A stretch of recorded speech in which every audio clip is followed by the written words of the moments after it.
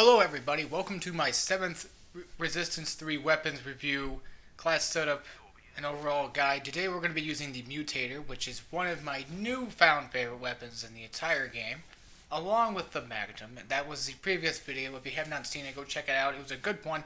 And this is also a very conservative gameplay. I'm running with the Mutator with an EMP grenade, as you can tell. I just want to go ahead and get that out of the way now. As you've noticed, I've used a lot of, kind of toned down weapons, where it's shrapnels or it's hedgehog here and there or whatever it can be.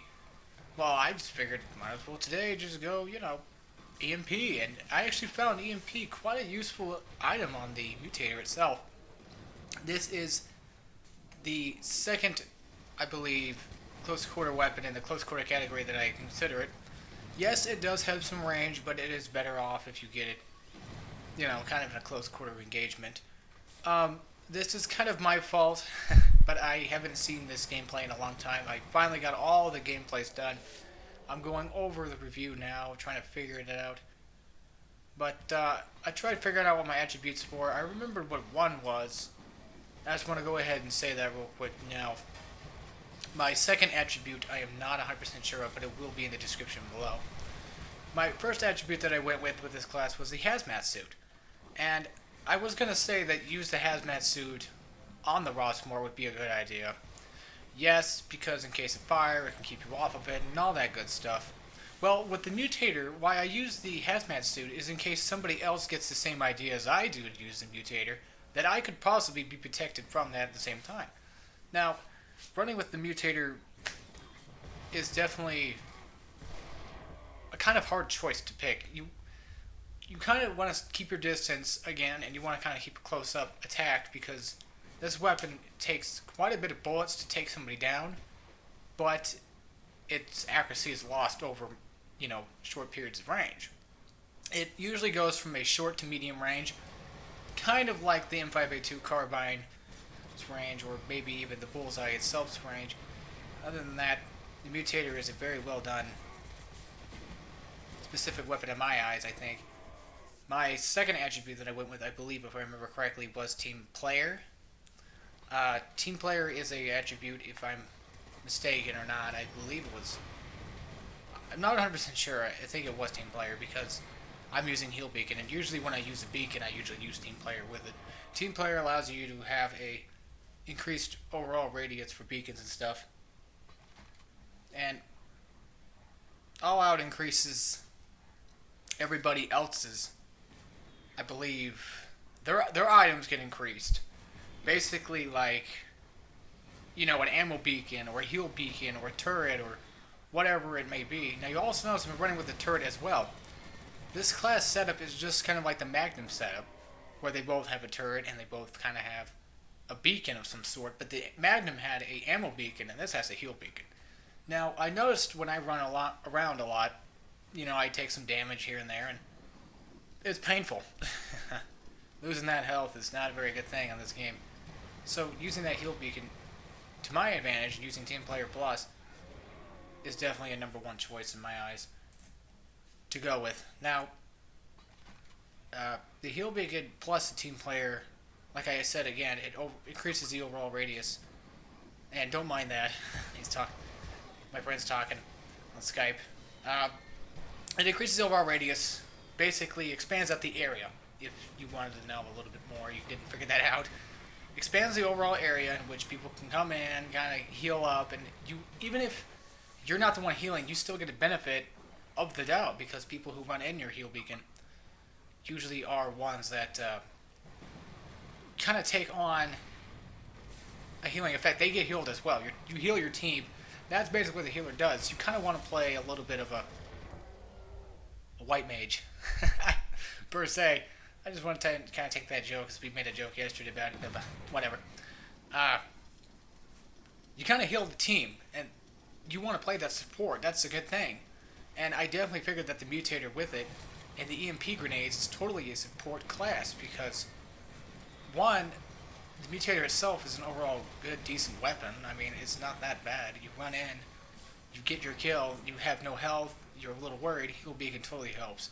Same thing with your team. You kind of have a backup on your team because the Mutator itself, if you run it by yourself, the Mutator, you're probably not that reliable. Not saying, it's a bad thing to run in with the Mutator by itself, but sometimes you can die with it.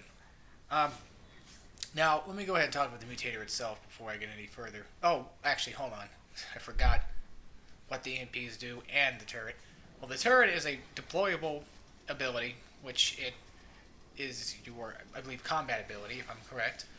And it allows to shoot at enemy targets and positions, finds them, and shoots them. It's not overall entirely reliable, and if you get a kill, it's the fire and forget medal, so that's how you know if you got a kill with it. The upgrade to level 2 increases overall damage, and it has a grenade launcher attachment that comes with it, which could potentially either make somebody mad or, usually get a kill. A lot of people do use turrets on this game, so figured since I use a turret, and there's a lot of people who like to be copycats a little bit here and there, this is where the EMP comes in use. When you EMP something as an item or so, or even turrets itself, not many turrets, but the actual legit turrets as the ability, it will electrocute them and kind of send them like on a shock. Well, you know what EMPs do. It pulsates them to where they can't attack or they can't be used. And if you use an EMP on somebody, their abilities and their attributes go away for about a second or so. About 5 seconds maybe. Not that long of a time, but they still use their abilities. It still drains. But overall, you still have that effect to kind of get in there, swoop in, and take them out. They have a disadvantage over you because they can't use an ability. That doesn't mean they can't use their guns. No, not at all. Now, the MP also will take out only 1 or 2 kill streaks. When it comes to the Augur, it should be able to take out Augur shields, but more than likely that's kind of useless because obviously the guy's just going to lay down 10 more.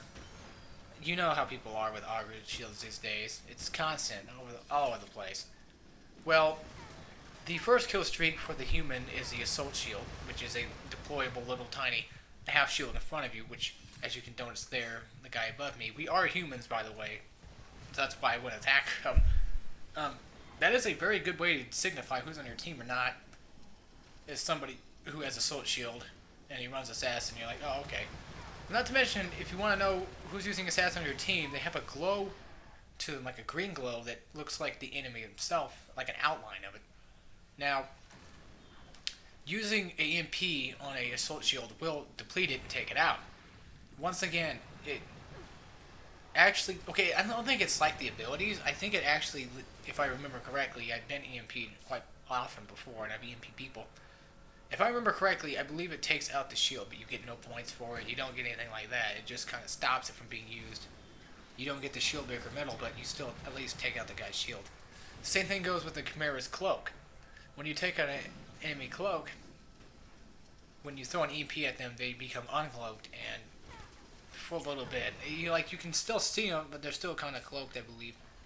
So I think in reality, it's still there, but then again, it's kind of you know what I mean? Like, you can still take them out either way. It gives you an advantage, not them. Now, with the 9 kill streak, the last Berserk, no, EMPs will not do anything to them. I suggest not trying. No with grenades if need be. They are scary. They are. Now let me go ahead and talk about the Mutator, why I kind of like this gun. The Mutator's primary fire is kind of like a sticky, icky goo that lobs out this kind of foul-smelled, disgusting kind of ooze to it. That's what I guess I could call it, I guess. Basically, Mutator shots. It was first introduced in Resistance 3. This is the first game it has been introduced in. It is a human-made weapon, which was introduced by Herbert in the campaign, if you guys played it. The overall effect of the Mutator is supposed to do damage with the constant stream of the ooze shooting out. With an upgrade to it, to level 2, you gain Puppet Master.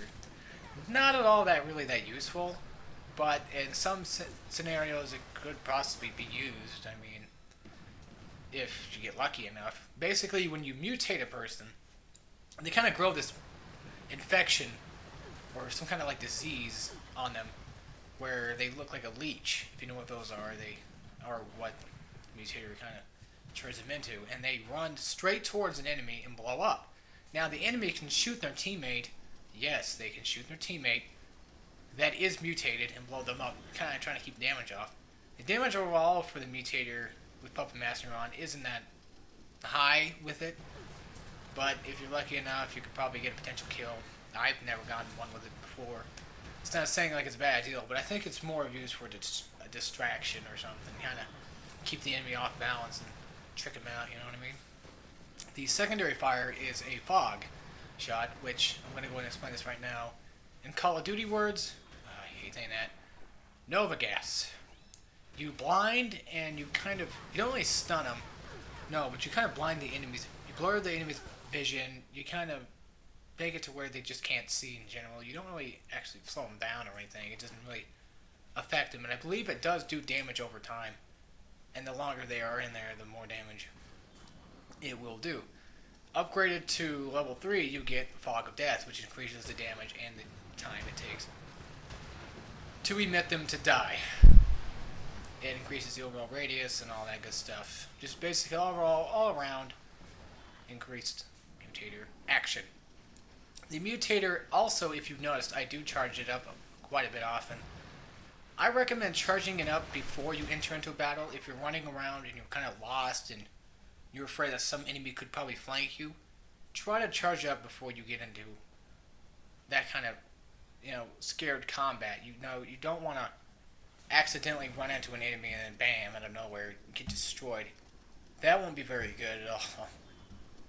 Now, in hindsight, you probably should be a little bit more weary of your surroundings with the Mutator, because once again, just like anything else, it's not capable of doing everything. Like, it's not capable of taking out everybody, you know what I mean? You can't really take out like a group of enemies. You have to take on one guy at a time, and that is what it does. That's what it's good for. Now, the charge shot itself does a little bit increased more damage, but overall, not really that much. It's not really disappointingly useless, no. And nowhere is it disappointingly